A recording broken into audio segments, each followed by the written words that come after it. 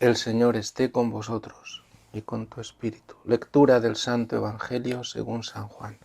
Gloria a ti, Señor. En aquel tiempo, estando Jesús a la mesa con sus discípulos, se turbó en su espíritu y dio testimonio diciendo: en verdad os digo, uno de vosotros me va a entregar. Los discípulos se miraron unos a otros perplejos por no saber de quién lo decía. Uno de ellos, el que Jesús amaba, estaba reclinado a la mesa en el seno de Jesús. Simón Pedro le hizo señas para que averiguase por quién lo decía. Entonces él, apoyándose en el pecho de Jesús, le preguntó: Señor, ¿quién es? Le contestó Jesús: aquel a quien yo le dé este trozo de pan untado. Y untando el pan, se lo dio a Judas, hijo de Simón el Iscariote. Detrás del pan entró en él Satanás. Entonces Jesús le dijo: lo que vas a hacer, hazlo pronto. Ninguno de los comensales entendió a qué se refería. Como Judas guardaba la bolsa, algunos suponían que Jesús le encargaba comprar lo necesario para la fiesta o dar algo a los pobres. Judas, después de tomar el pan, salió inmediatamente. Era de noche. Cuando salió, dijo Jesús: ahora es glorificado el Hijo del Hombre, y Dios es glorificado en él.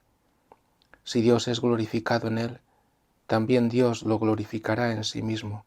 Pronto lo glorificará. Hijitos, me queda poco de estar con vosotros. Me buscaréis, pero lo que dije a los judíos os lo digo ahora a vosotros. Donde yo voy, no podéis venir vosotros. Simón Pedro le dijo: Señor, ¿a dónde vas?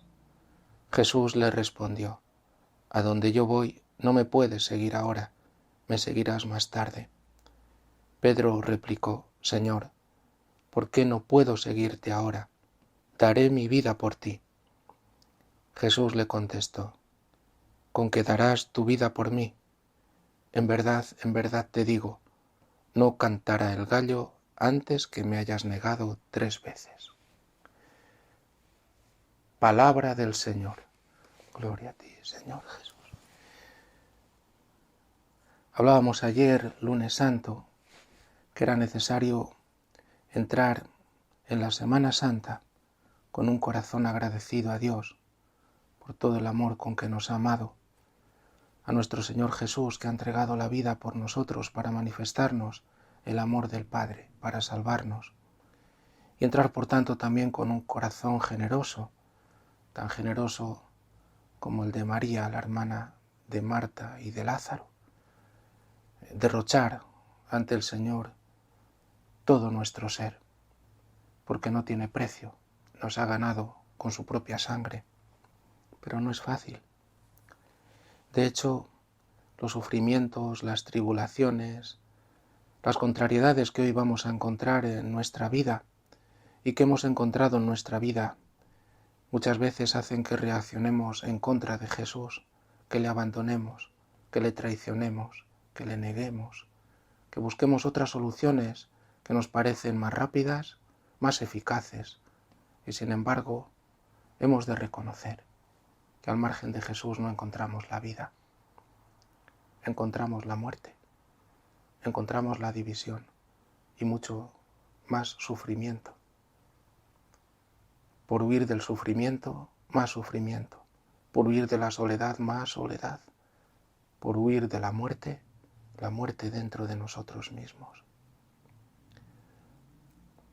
Hoy estas lecturas nos enseñan que hemos de ser agradecidos y generosos, pero para ello, las lecturas de hoy nos enseñan que es necesario confiar en el Señor siempre, con perseverancia. Si no, no existe verdadero agradecimiento y no existe generosidad. Nos parece que somos generosos cuando todo va bien y que damos algo al Señor. ¿Qué va? Si todo lo que le podemos dar es lo que recibimos. Y el agradecimiento nace de un Dios que nos ama cuando somos malvados y pecadores, cuando nos damos cuenta verdaderamente que no somos dignos de su amor.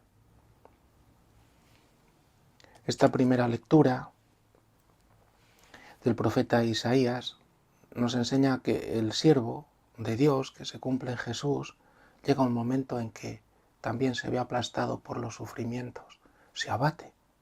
Dice así: yo pensaba, en vano me he cansado, en viento y en nada he gastado mis fuerzas.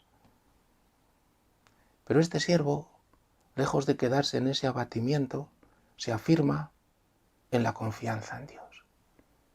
El Señor defiende mi causa. Es decir, aunque esté abatido, aunque esté aplastado, aunque esté sufriendo, aunque no lo entienda, yo sé que el Señor defiende mi causa. Yo sé que Dios custodia mi recompensa. Por tanto, que la promesa de Dios se llevará a cabo. Dios es fiel. Si miramos al pueblo de Israel, siempre mirará atrás, en particular a Abraham. Dios fue fiel con Abraham. Le dijo que saliera de su casa, le prometió una tierra y una descendencia. Y aunque le probó hasta llegar al extremo de tener 100 años él y 90 años Sara, le dio un hijo. Y en este hijo depositó toda la esperanza. De hecho, semilla de Abraham será Jesús, el Mesías, nuestro Salvador, en quien hemos sido bendecidas todas las gentes. La palabra del Señor es la que ilumina al siervo, le ilumina la situación, una situación que aparentemente conduce a la muerte, le va a destruir. Ilumina ese periodo de dificultad que todos pasamos en nuestra vida y que esta vida es un periodo de dificultad. Y le dice: todo lo que estás sufriendo por estar entregado a mí, confiándote a mí, esto va a repercutir en un engrandecimiento de toda la obra que estoy realizando en ti. Por eso dice: es poco, le dice Dios, que seas mi siervo. No solamente vas a restablecer las tribus de Jacob, sino que te hago luz de las naciones. Y en ti la salvación alcanzará hasta los extremos de la tierra. Qué maravilla, esto se ha cumplido en Jesús. Aplastado por los sufrimientos, pero levantado en la cruz como luz para todas las gentes, luz de salvación para todos los que le miren y se acojan a él. Esto mismo hace Jesús también hoy en el Evangelio. Hemos de aprender a confiar en el Señor con perseverancia, siempre, no cuando las cosas van bien, cuando yo creo que soy muy bueno, cuando yo creo que estoy ahí dándole a Dios algo, no. Le damos nuestro corazón siempre, confiamos en Él en todo momento y le bendecimos en toda circunstancia. Dios no se muda, Dios es bueno. Es importante que nos demos cuenta que Dios jamás nos abandona, que somos nosotros los que le abandonamos con el pecado, desconfiando en Él, buscándonos a nosotros mismos, pensando que esta vida se vive solamente en los placeres. La vida es breve, hay que vivirla, y pensamos que entonces vivirla significa dar gusto al cuerpo, cuando en realidad eso lo lleva no a vivir la vida, sino a despreciarla.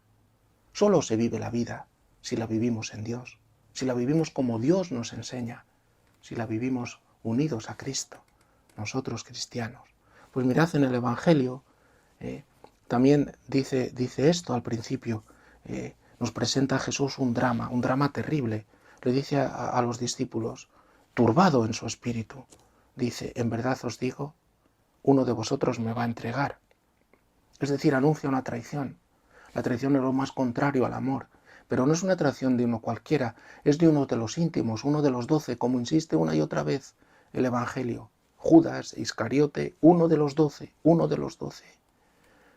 Es una derrota terrible, aparentemente es el mayor fracaso de un maestro tan bueno, es el buen pastor, de un maestro que los quiere tanto, de un maestro que no tiene nadie palabras como él, porque son palabras de vida eterna. Pues este maestro es traicionado precisamente por uno de los suyos, de los íntimos. Es un fracaso, una derrota terrible.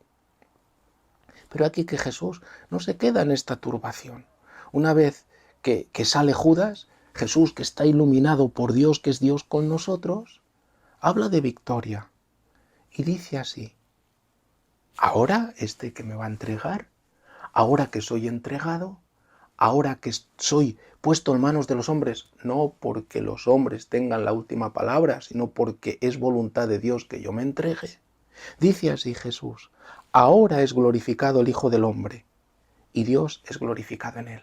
Significa que se va a manifestar plenamente en Jesús, que Jesús es Hijo de Dios, que es el Hijo que obedece al Padre amando hasta el extremo. En esta entrega de Jesús, en todo el sufrimiento que va a pasar, se va a manifestar como el verdadero Hijo que es, como el Hijo que ama al Padre. Y el Padre va a manifestar en él, en Jesús, que es su Padre, y que no le deja en la muerte, sino que le va a sacar victorioso a través de la resurrección. Y va a hacer que su cuerpo, el cuerpo que ha asumido, la humanidad que ha asumido, sea glorificada, con la gloria misma que tiene de Dios. Ahora, dice Jesús, es glorificado el Hijo del Hombre. No, esto no va a ser una derrota, y Dios es glorificado en él. Jesús ve las cosas con profundidad, nosotros somos las que no los vemos con los ojos de Dios. No se quedan las apariencias, ve la acción de Dios, ve que Dios va a realizar ahí a través de él una obra inmensa, la obra de la salvación, que es capaz Dios de transformarlo todo. Daros cuenta cómo va a transformar el cuerpo mortal de Jesús, que ha asumido uno como el nuestro, lo va a transformar plenamente con la resurrección. La humillación más profunda en la que el Hijo del Hombre va a entrar, nadie va a entrado como él, porque él ha entrado en la humillación más profunda para alcanzar toda la situación terrible en la que se encuentra el hombre, tú y yo. ¿Estás sufriendo hoy? Cristo ha llegado hasta ahí. ¿Estás solo? Cristo está en tu soledad, está contigo. ¿Has sido traicionado? ¿Has sido traicionada? Cristo está ahí, ha sufrido la traición por ti para que tú no te quedes en la traición, no te quedes en la maldad, no te quedes en la soledad, no te quedes en el abatimiento, no te quedes en la violencia, para que unido a Él puedas levantarte, recibir el perdón y obrar el bien, ser glorificado como Hijo de Dios, unido a Él. La humillación más profunda es la ocasión de una gloria inmensa. De hecho, al aceptar todas las humillaciones, cumple a favor nuestro la redención de la humanidad, del mundo entero, y así realiza esta profecía de Isaías, que alcanza a todas las naciones. Jesús es el grano de trigo, que cae en tierra, que muere, y así da mucho fruto. El Señor Jesús nos quiere, sin Él no podemos hacer nada, por eso también los discípulos no quieren que se vaya, y quieren seguirle. Donde yo voy no podéis venir vosotros, le dice Jesús. Hemos de acoger primero a Jesús para poder seguirle. Nos anima, pero podemos caer también en la presunción de Pedro. No podemos responder al mal con bien por nosotros mismos. No podemos levantarnos de la tribulación con nuestras propias fuerzas. No podemos dar gloria a Dios en el sufrimiento con nuestra propia mente, nuestra propia voluntad, nuestra única voluntad. No podemos. De hecho, si queremos hacerlo por nosotros mismos, Jesús nos diría como a Pedro: ahora tú no puedes seguirme. Cuando Jesús nos llama, cuando Jesús toca el corazón, cuando Jesús nos dice: sígueme, en este mismo momento te está dando la gracia, te está dando la fuerza de poder soportar los dolores como Él los soportó, con Él mismo, con su misma gracia. En cada prueba, Jesús deja que percibamos que también nos da la gracia, que nos une a Él, que está con nosotros. Podemos por eso alegrarnos de estar unidos a Él en el sufrimiento, para poder estar también unidos a Él en su misma gloria. Es difícil, muy difícil, hermanos, y concluyo, pero esta es la vocación cristiana: unirnos al misterio de la muerte y de la resurrección de Cristo, para ser transformados dentro de nosotros, para aborrecer el mal, apartarnos del mal, aborrecer el pecado y obrar unidos a Él el bien, y ser así transformados dentro de nosotros y transformar así a través de nosotros el mundo en esta paciencia y en esta confianza de entregarnos a Dios siempre con perseverancia, con agradecimiento y generosidad. Que así sea.